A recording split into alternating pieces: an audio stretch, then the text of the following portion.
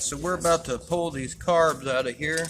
This particular carb has got some sensors on it, so we can probably just unplug it right here, and that'll stay hooked up to all those other 4 sensors. That may be the easiest way to do it. Other lines we're going to have is we'll have a choke line, a drain line. That is actually probably our gas line. So just try to pull it off there. Maybe not. Actually, that's a drain line. And it goes into,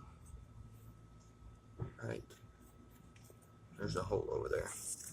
But it don't come out of there, so we'll leave it on there.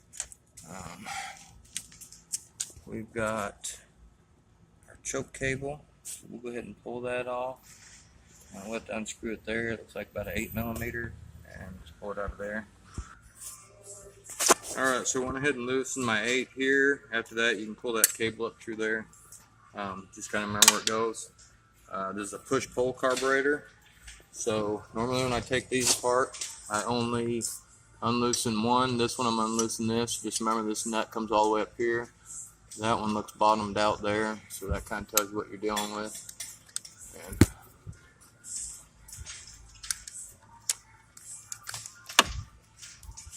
then we'll have to go the other side, or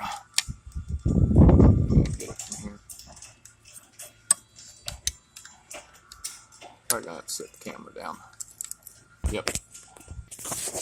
Alright, so we got both cables off. Got the choke cable off.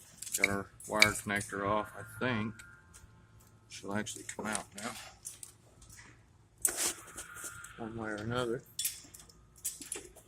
Well, just make sure you got some wires there, so make sure you're not pulling off anything. Don't need to come off.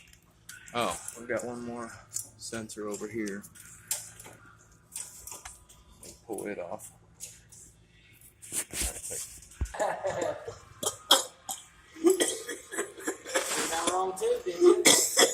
Damn, the carburetors are out.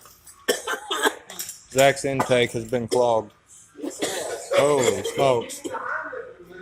I'm not giving him the Heimlich maneuver.